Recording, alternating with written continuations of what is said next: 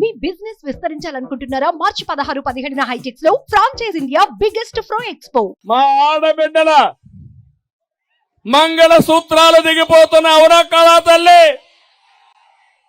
ఆయన కూలి చేయకపోతే పర్వాలేదు గాని ఆయన హాస్పిటల్కి తీసుకుపోలేక అనారోగ్యం పాలైతే చూసి బాధపడుతూ కుటుంబ సభ్యులందరూ కూడా ఆలోచించే పరిస్థితికి వచ్చారు.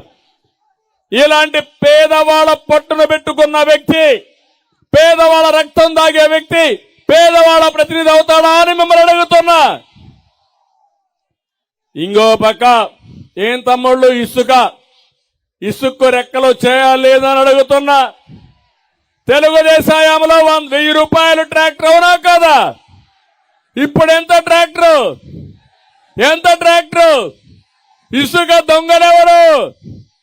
ఇక్కడుండే మీ మంత్రి ఇసుక దొంగ అవునా కాదా అని మిమ్మల్ని అడుగుతున్నా. పక్కన ఆముదాల వరుసల్లో ఉండే స్పీకర్ దొంగ అవునా కాదా అని మిమ్మల్ని అడుగుతున్నా. వీళ్లు మాట్లాడతారు అంటే ఇసుకను కూడా దొంగ వ్యాపారం చేసుకునే రాజకీయ నాయకుల్ని దొంగలనాలా దొరలనాలా మీరే ఆలోచించమని మిమ్మల్ని కోరుతున్నా. బాధుడు అన్ని ధరలు పెరిగిపోయినాయి అవునా కాదా? కడాన చెత్త మీద కూడా పన్నేసిన చెత్త ముఖ్యమంత్రి ఎవరు? మీకు తెలియకుండా ఒక్కొక్క కుటుంబం పైన 8 లక్షల రూపాయలు భారం వేశాడు. ఈయన పేదల ప్రతినిధి అంట. ఇంకో పక్క నేను ఒకటే అడుగుతున్నాను.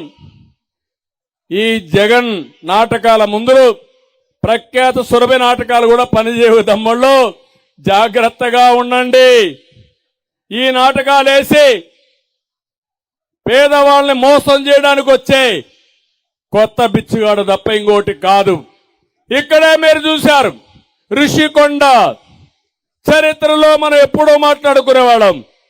అక్కడ ఒకప్పుడు ఋషులు ఎక్కడికక్కడ అక్కడంతా కూడా ఉండి ఒక పవిత్రమైనటువంటి ప్లేస్ గా ఉండే ప్లేస్ అది.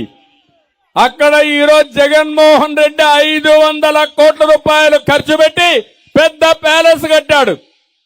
ఊరికొక ప్యాలెస్ కావాలి. ఈయన పేదవాడికి 2 లక్షల రూపాయలు ఇల్లు కట్టలేని వ్యక్తి, ఏదైతే టిడ్కో హౌస్లు కడితే అవి పూర్తిలే చేయలేని వ్యక్తి 500 కోట్లు పెట్టి కొత్త ప్యాలెస్, హైదరాబాద్ లో ప్యాలెస్, బెంగళూరులో ప్యాలెస్, కడపలో ప్యాలెస్, తాడేపల్లిలో ప్యాలెస్లు, ఎక్కడ చూసినా ప్యాలెస్ లో విలాసవంతంగా ఉండే వ్యక్తి పేదవాడి ప్రతినిధి అవుతాడా తమ్ముళ్ళు అని అడుగుతున్నా. ఇంకో పక్క 1000 కోట్ల రూపాయల సాక్షికి ప్రకటనలు ఇస్తాడు. అంటే ప్రభుత్వ ధనం అంటే లెక్కలేనితనం. ఈయన పేపర్ కోసమే ఈ ప్రభుత్వం ఉన్నట్టు. మాట్లాడితే పేపరే లేదు, టీవీ లేదు, నాకెవరూ లేరు, నాకు మీరే దిక్కుని మళ్లీ మాట్లాడతాడు.